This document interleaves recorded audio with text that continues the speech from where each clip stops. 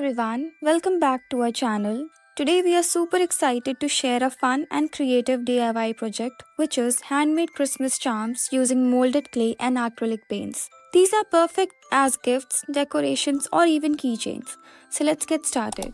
First we'll prepare the clay. Molded comes in two components, a resin base and a hardener.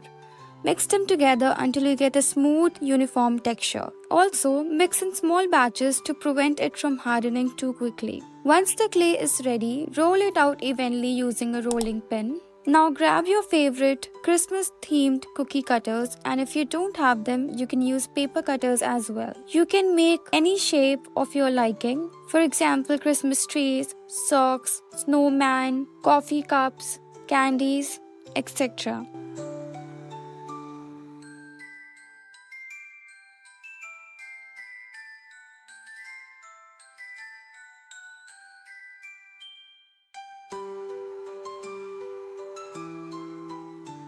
Now let the shapes air dry for about 24 hours. Once the charms are completely dry, it's time to paint. Use acrylic paint for vibrant colors. Don't worry if you're new to painting, keep it simple. These little details make all the difference.